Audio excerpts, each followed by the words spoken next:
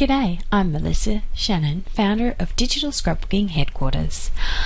Today I'm going to share with you the simple ways to add patterns and text to your Papercraft template. So let's add some patterns to our box. I'm going to start with this main area here. I'll just choose my Move tool and then click on the front of the box. I'll click the Tool Options button to just hide the tool options so that I have more room to show you what I'm doing. Just going to go to File, Place, then I'm going to browse to see Kelly's papers, and I'll choose this one. Now when we place our files, rather than opening them and dragging them in, they become a smart object. A smart object is a file which allows you to resize it without losing any quality.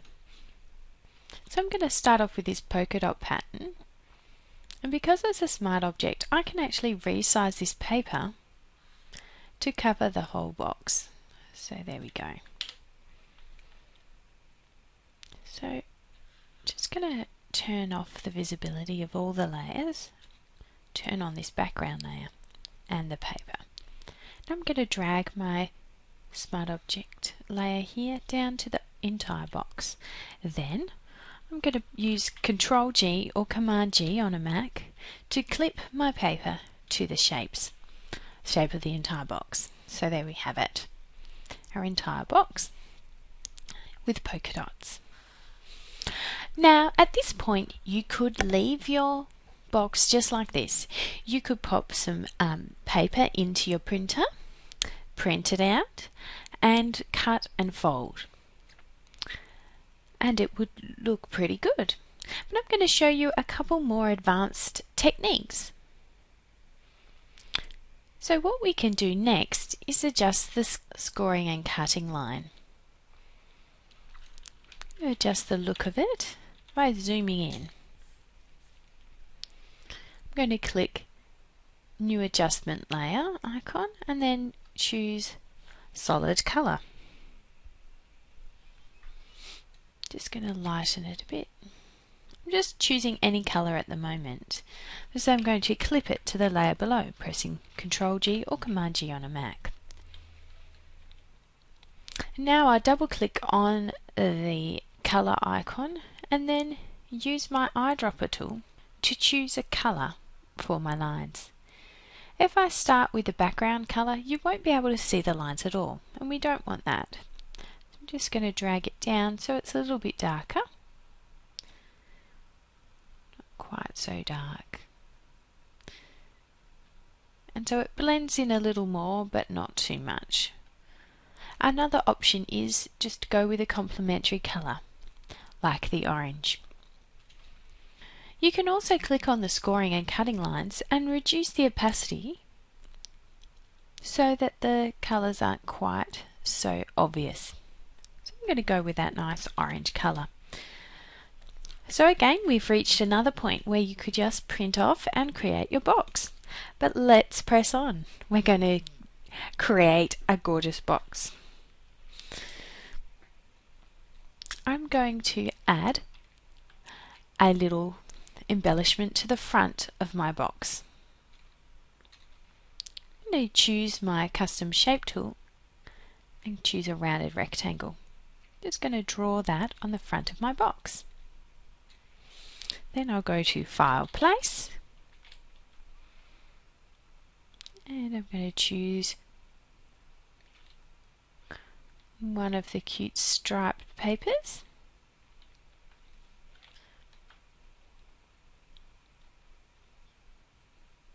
Going to make it a bit bigger. Press Control G to clip it down. And then I've got a little label on the front of my box. So what I'm going to do is hold down Shift to clip these two layers together, and then click on the chain icons to link them together. and use my move tool to line up my label where I want it to go. I'm going to grab some text now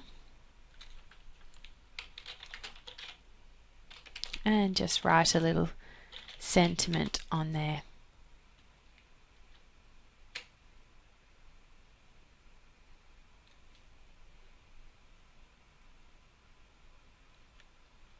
Now I'm going to continue to add a couple of papers just for the sides of the box to make them a little different.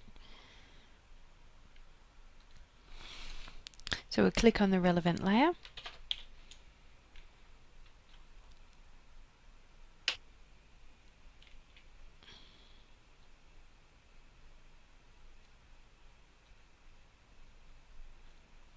Then we'll click on the right side here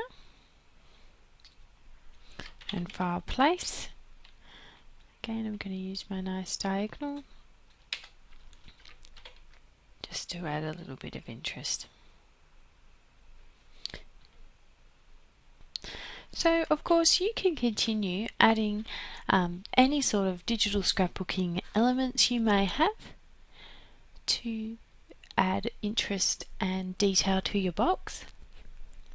But for me, I'm happy with how everything looks, so I'm just going to save my Photoshop document. I can go ahead and print it from Photoshop Elements here, or I could save it as a JPEG file or a PNG file, which is what I'm going to do now.